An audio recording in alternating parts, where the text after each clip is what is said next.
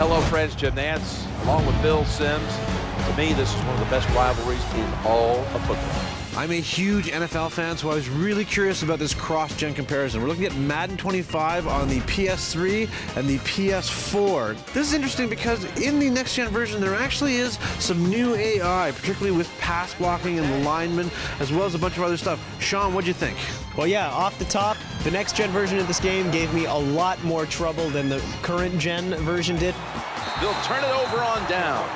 And I think I will just blame it on the fact that the players are smarter in the next-gen version. But that said, outside of the AI, I can't even look at the PS3 version anymore. It just hurt my eyes so much. You know what we're going to see today? Two defenses that love to hit the quarterback. I'm glad I'm not playing.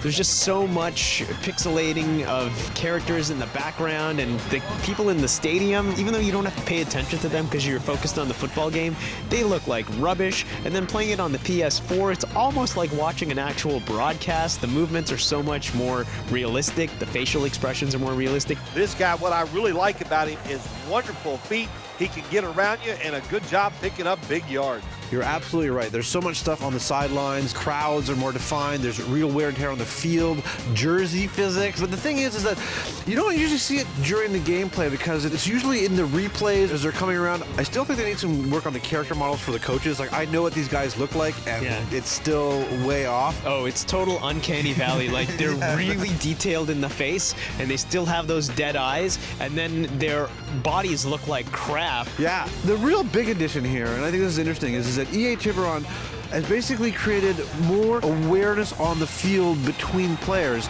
and you really can see it in the pass and run blocking. Now, this is actually one of those things that you kind of had to tell me it was happening, and then I could notice on the PS4. You could see linemen double team players, or you could see a more defined hole where your running back was supposed to go, or a better pocket for your quarterback. And I don't know, I'd feel a little bit short-shrifted if I bought, say the PS3 version, knowing that that's out there. Going across the middle and almost picked off.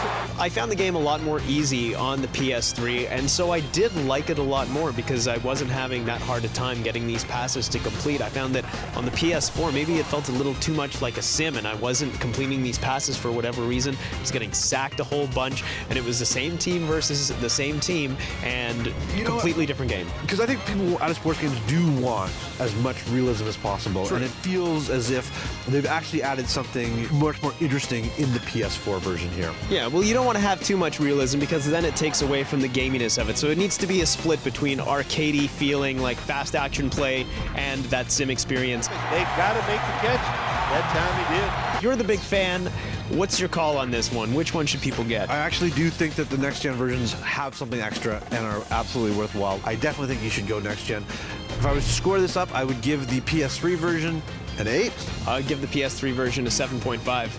And I would give the PS4 version an 8.5. I agree, 8.5.